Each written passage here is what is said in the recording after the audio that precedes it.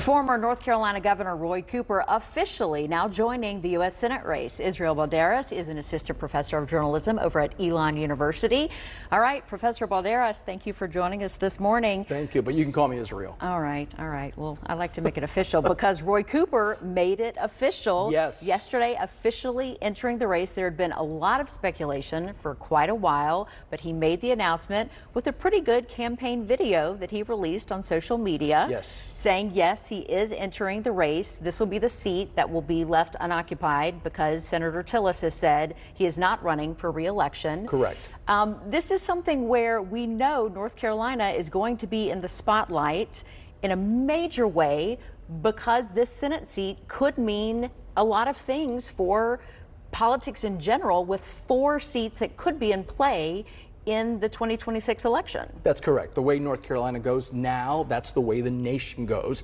And once again, all eyes are going to be on North Carolina because this Senate race is going to be probably one of the most expensive Senate races that we have seen so far. Just to compare, right, the last time that there was really a competitive race between Tom Tillis and Kay Hagan, that probably raised $100 million. Some of the estimates here that the Democrats and the Republicans together will raise between $500 and $750 million that used to be for a U.S. presidential race. That's how big and important North Carolina is going to be next year. We're talking about one Senate race with that kind of figure. But that's because, right, this is about balance of power in Washington, D.C. You're talking about the Democrats want to win.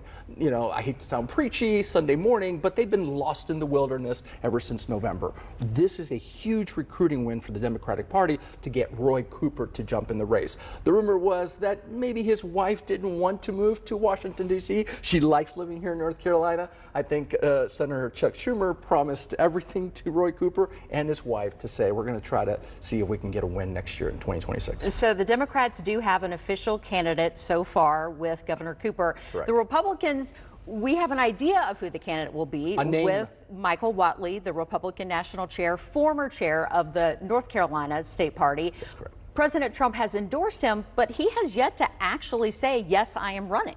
That is correct. And listen, I've looked and read all the endorsements that Donald Trump has made for U.S. Senate seats. Usually he says, this is my person, this is my guy.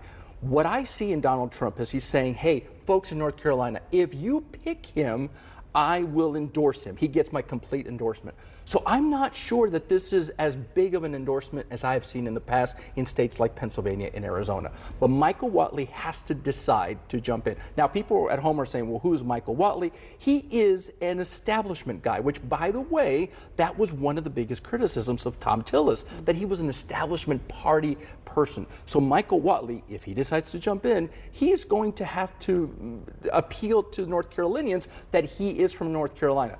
He says he lives in Gaston County. Some of my friends down there in Gaston County say we hardly ever see him down here in this area. All right, we'll be learning much more about Michael Whatley as these months continue on and That's to correct. see when he officially announces that he's running for this race. That's right. Professor Balderas, Israel, he wants me to call him Israel. He's going to stick around with us for more on this election. And also, what is it going to actually take to win this, you said $500 million or more Senate race? Costly, ka-ching, ka-ching, ka-ching. We'll talk more about that money ahead at 9 o'clock. Shannon?